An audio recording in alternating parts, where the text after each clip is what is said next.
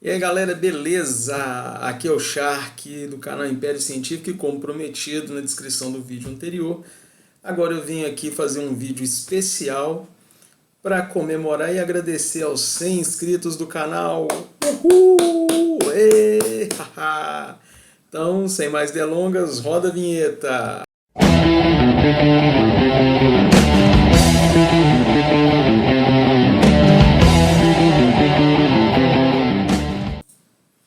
E aí galera, beleza? Como eu disse na introdução, esse aqui é um vídeo especial para você, inscrito no canal, que está contribuindo para que o nosso império fique cada vez mais forte e que cresça bastante.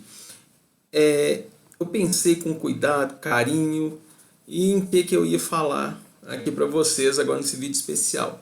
E, gente, é pura coincidência, tá? O tema de hoje. Vou falar um pouquinho sobre o diabetes aqui.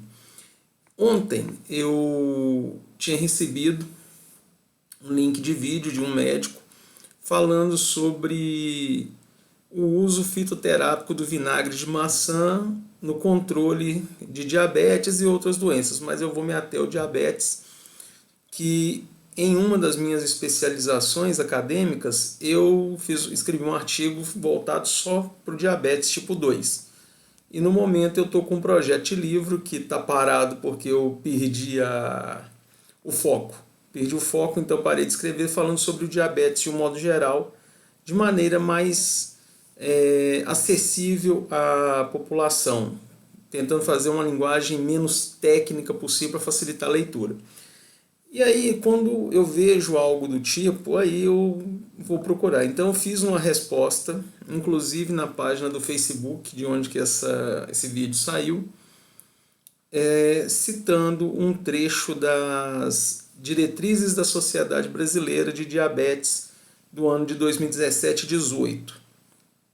Provavelmente, agora no ano de 2020, deve estar sendo elaborada uma nova diretriz, mas enquanto eu não tenho contato com essa nova diretriz, ou se ela já está pronta ou não, vamos até só de 2017 e 2018.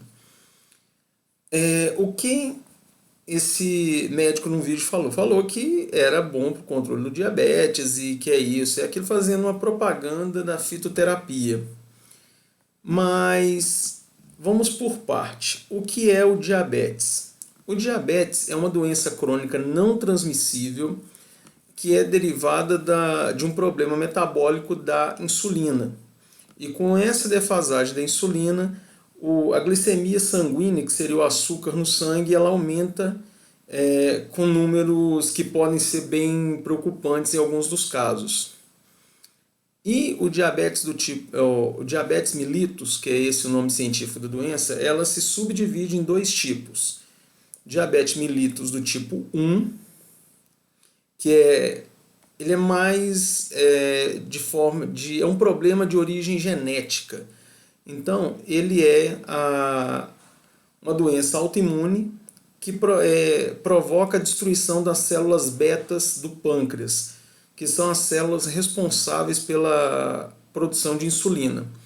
O diabetes tipo 1, ele tem dois subtipos, que seria o tipo 1A e o tipo 1B. Não vou me ater a ficar falando nessa parte técnica agora, porque não vem ao vídeo, o detalhe do vídeo.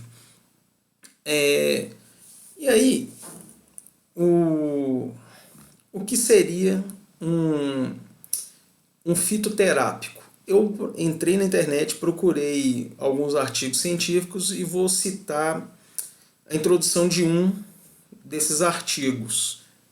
Um pedaço aqui que como que eu vou falar, que eu grifei aqui durante o artigo. O artigo, o nome dele... gente, lembrando, as referências para o vídeo vão estar na descrição. Então, quem quiser ler o material na íntegra, pode ficar à vontade, tá bom?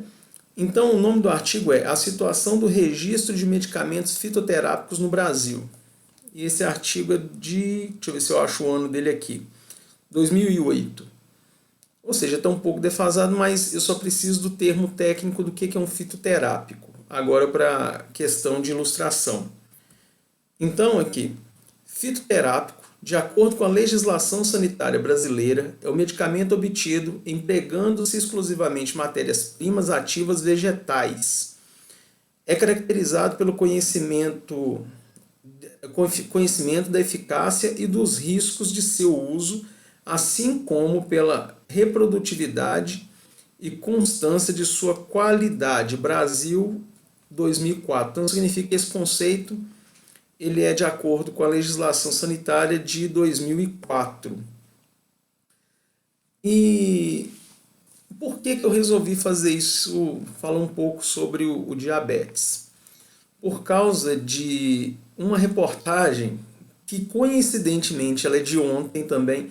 Eu estou gravando o vídeo para ser hoje, dia 24 de abril de 2020, às 22h10, tá bom? Aí, por coincidência, hoje eu abri uma reportagem na revista Science que eu ia usar essa reportagem para postar no grupo, no Instagram do canal, que é uma reportagem de cunho científico, de fonte confiável, uma revista científica de renome internacional. Aí, a reportagem é essa aqui. A triagem em massa poderia beneficiar crianças com alto risco de diabetes. Essa reportagem ela é voltada para crianças que possam ter, ou assim, porque o diabetes, gente, tipo 1, como eu disse que ele é genético, é uma falha genética, então ele é meio que hereditário. Então ele pode acontecer dele manifestar sintomas lá na idade adulta às vezes. Então tem pessoas que têm diabetes do tipo 1, mas às vezes não sabe que tem porque não demonstrou nenhum sintoma. Então essa reportagem ela foca no mapeamento de crianças com o diabetes mellitus do tipo 1, que o diagnóstico precoce dessas crianças e a identificação desses indivíduos pode facilitar e muito no tratamento e na redução de pessoas com essa doença crônica não transmissível na rede pública. Um dos dados que tem no meu livro, mas eu não vou levantar aqui, são os custos com diabetes mellitus pelo mundo. Tá? Em comparação entre o 1 e o 2 é o que tem mais pessoas com essa doença. Que o tipo 2 é aquela doença, é o diabetes que é adquirido ao longo da vida de um modo geral, pelo excesso exacerbado do consumo de açúcar. Então, o diabetes, de um modo geral, principalmente tipo 2, ele acontece de 3 formas. Uma, que o organismo não produz mais a insulina para poder controlar esses níveis de açúcar sanguíneo. 2, o organismo até produz insulina, o pâncreas nesse caso, mas ele produz de quantidade insuficiente, ou o organismo produz essa insulina em quantidade suficiente, porém o organismo não sabe utilizar essa insulina para poder ajudar no controle dos altos níveis de açúcar sanguíneo. Essa reportagem da Science, eu grifei um parágrafo dela, que é interessante nesse caso, porque enfatiza parte do que eu disse aqui. O parágrafo seria o seguinte: no momento, não há como prevenir a doença. Então significa que o diabetes ainda é uma doença que não tem cura para ela. Mas os testes de triagem sugerem que encontrar crianças de alto risco pode evitar doenças graves no momento do diagnóstico.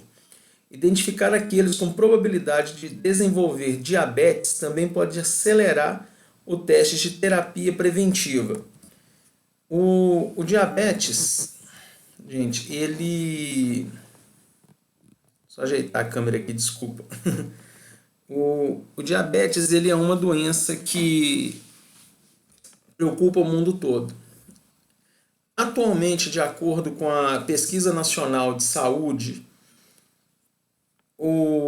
que é detalhado quais são as regiões do Brasil que mais tem o número de diabéticos, tanto por etnia e sexo, escolaridade, e tem também as diretrizes da Sociedade Brasileira de Diabetes que trazem os números internacionais.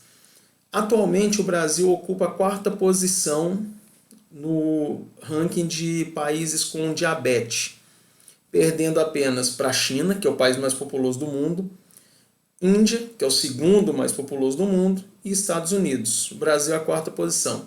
Eles fizeram uma estimativa de agora eu não vou me lembrar qual a linha, o período que eles fizeram essa estimativa, não lembro se são 10 ou 20 anos. Mas o Brasil ia continuar ocupando a quarta posição caso nada fosse feito. Tá? E aí voltando ao caso do fitoterápico, do vídeo desse médico falando sobre o vinagre, as diretrizes, lembrando que as diretrizes é uma tradução da diretriz internacional, tá, gente? Então ela é brasileira, mas é porque ela foi traduzida a partir das diretrizes internacionais. Ela tem um subtítulo que fala sobre fitoterápicos. E ali a diretriz afirma que o tratamento do diabetes é feito com pelo em caso de ser medicado, tá, gente? Que tem pessoas que não precisam de tomar medicação. Todo tratamento ele tem que ser acompanhado, feito o uso de pelo menos um composto da empresa, um composto farmacológico. Lembrar, travou a língua aqui. Então, ou seja, é um produto farmacêutico industrializado. Então, pelo menos um tem que ser, que nesse caso o mais conhecido nosso é a insulina. E nesse mesmo parágrafo do subtítulo sobre fitoterápicos, reforça a importância daquele paciente, daquele indivíduo que tem o diabetes, de praticar atividade física regular e fazer o controle do peso corporal, no caso a massa corporal. Esse controle corporal, além da atividade física, ele também é feito com forma de dieta, forma de plano alimentar. E esse plano alimentar ele tem que ser seguido e orientado por um especialista na área, nesse caso seria um nutricionista. E não é tirar esses planos alimentares, regimes de revista, desculpa a expressão, que algumas pessoas tiram da bunda e publicam isso na mídia e o negócio viraliza. Então sempre fazer esse acompanhamento com um profissional responsável e capacitado. Tá bom? No mais, era isso que eu queria falar. Ah, tá, lembrei. Estou falando desse trecho e esqueci de mencionar. Nesse capítulo não menciona nada sobre o vinagre de maçã.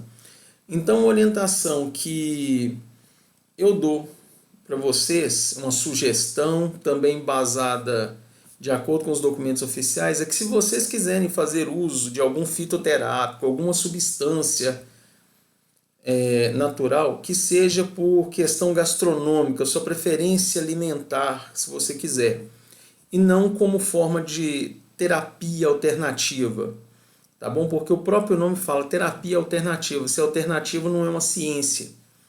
Pode virar no futuro? Pode, desde que tenham pesquisas e trabalhos sérios avaliados por pares, tá? E que tenham suas hipóteses fortes. Porque como eu já falei em algum outro vídeo sobre método científico, a hipótese ela tem que ser, se ela for uma hipótese forte, ela vai sobreviver aos testes que a academia científica vai impor naquela hipótese. Quanto mais ela resistir, mais forte ela vai ser. Tá bom? Então essa é a dica. Não façam uso de produtos ou medicamentos à torto e direito, como se fosse uma alternativa principal, tá bom? Façam apenas como uso, igual eu falei, gastronômico, se você quiser nesse caso. Siga sempre as orientações médicas que são respaldadas pela maioria da academia científica. Eu vou até fazer uso das palavras de um doutor que eu acompanho em vídeo deles no YouTube, que é o Pirula. Sempre ele fala: alegações extraordinárias requerem evidências extraordinárias. Como a maior parte da academia científica não defende essas alegações, então significa que elas estão faltando alguma coisa, ou que os estudos não são suficientes ou não são tão bem elaborados assim, tá? Então, como eu disse, as referências vão estar no vídeo, na descrição do vídeo.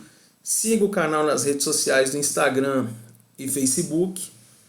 Se você não é membro ainda do canal, se inscreva aqui no canal, deixe seu like caso você gostar do vídeo, deixe seu comentário, que isso é muito importante, e faça uma sugestão de temas, novos temas, que eu sempre, na medida do possível, tento atender às sugestões de vídeo, tá bom? No mais, beijo pra vocês e falou!